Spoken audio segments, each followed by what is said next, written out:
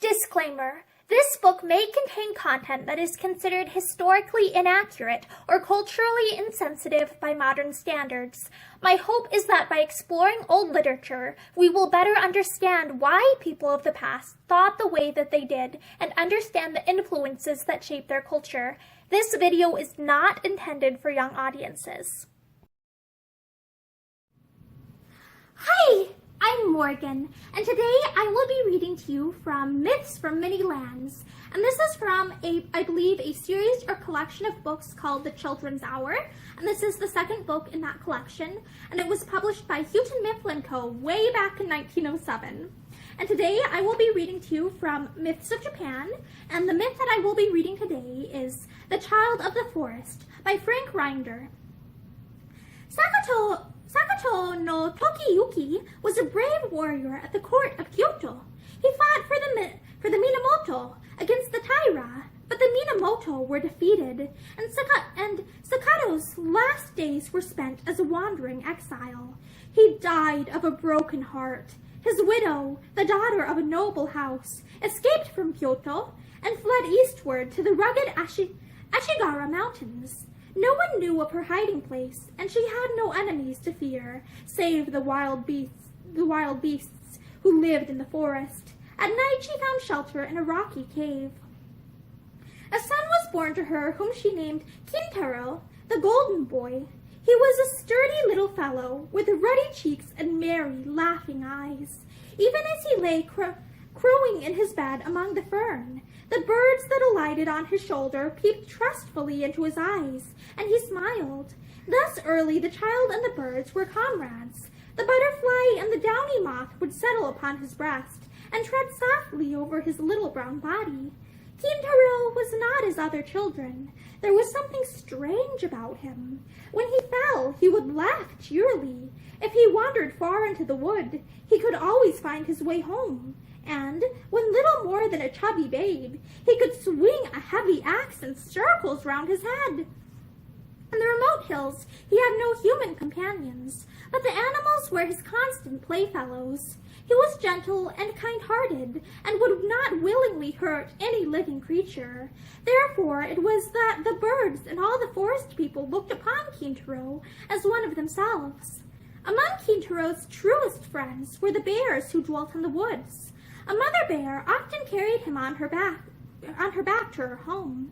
The cubs ran out and greeted him joyfully, and they romped and played together for hours. They wrestled and strove in friendly rivalry. Sometimes Kintaro would clamber up the smooth-barked monkey tree, sit on the topmost branch, and laugh at the vain attempts of the shaggy little fellows to follow him. Then came supper time, and the feast of liquid honey. But the golden boy loved best of all to fly through the air, with his arms round the neck of a gentle-eyed stag. Soon after dawn, the deer came to awaken the sleeper, and, with a farewell kiss to his mother and a morning caress to the stag, Kintaro sprang on his back and was carried with swift bounds up the mountainside, through valley and thicket, until the sun was high in the heavens. When they came to a leafy spot in the woods and heard the sound of falling water, the stag grazed among the high fern, while Kintaro bathed in the foaming torrent. Thus mother and son lived securely in their home among the mountains. They saw no human being save the few woodcutters who penetrated thus far into the forest, and these simple peasants did not guess their noble birth. The mother was known as Yama-uba-san, the wild nurse of the mountain, and her son as Little Wonder. Kintaro reigned as prince of the forest, and here is an illustration that says Kintaro reigned as prince of the forest, and it has Kintaro here sitting there, and then that looks kind of like a fox with an axe beside it, and there are some sort of birds behind him. There are lots of that's a tall bird. That might be a crane. But there are lots of birds and animals surrounding Kintaro here. And once again, the illustration says, Kintaro reigned as prince of the forest. Okay. Kintaro reigned as prince of the forest, beloved of every living creature. When he held his court, the bear and the wolf, the fox and the badger, the marten and the squirrel, and many other courtiers were seated around him. The birds, too, flocked at his call. The eagle and the hawk flew down from the distant heights, and the crane and the heron swept over the plain, and feathered friends without number thronged the branches of the cedars. He listened as they told of their joys and their sorrows, and spoke graciously to all, for Kintaro had learned the language and lore of the beasts, and the birds, and the flowers from the Tengus, the wood elves. The Tengus, who live in the rocky heights of the mountains and in the topmost branches of lofty trees, befriended Kintaro and became his teachers. As he was truthful and good, he had nothing to fear from them. But the Tengus are dreaded by deceitful boys, whose tongues they pull out by their roots and carry away.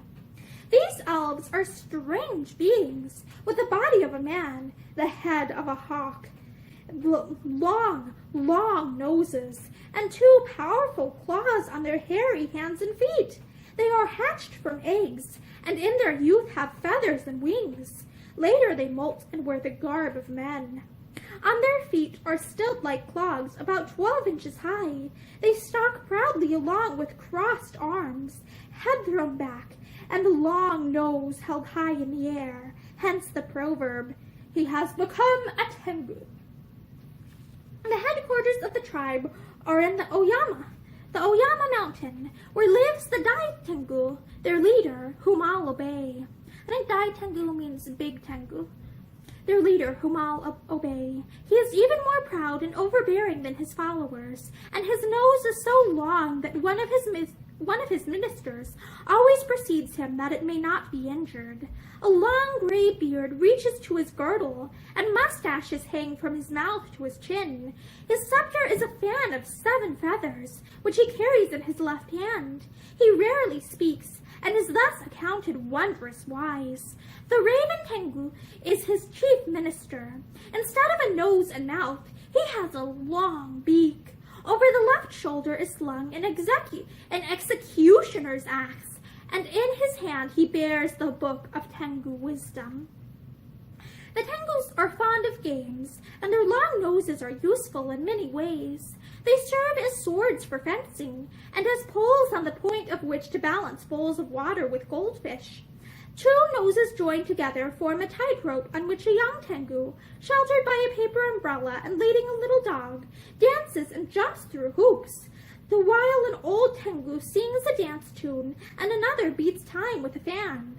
Some among the older Tengus are very wise.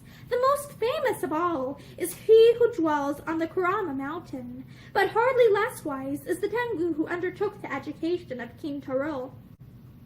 At nightfall he carried the boy to the nest in the high rocks.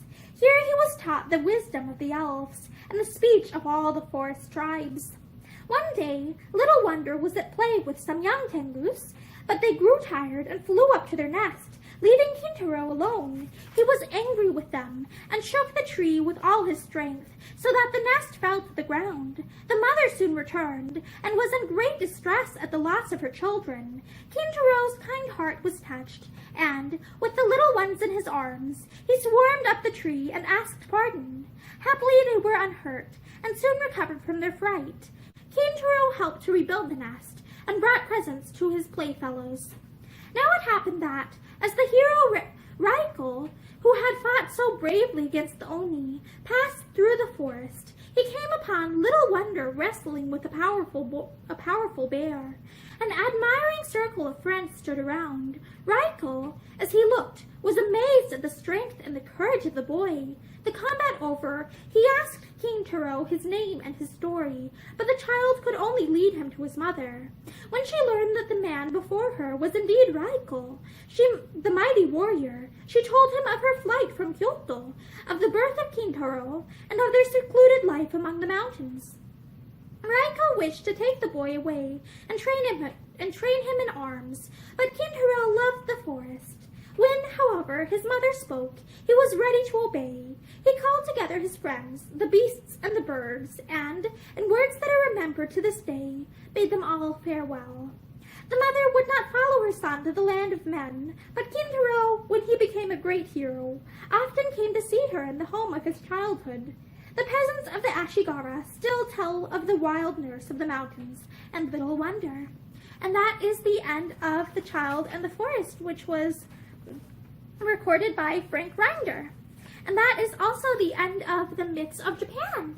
So thank you for joining me for this Myth from Many Lands, and I hope that you join me next time around for Myths of the Slavs. Have a great day.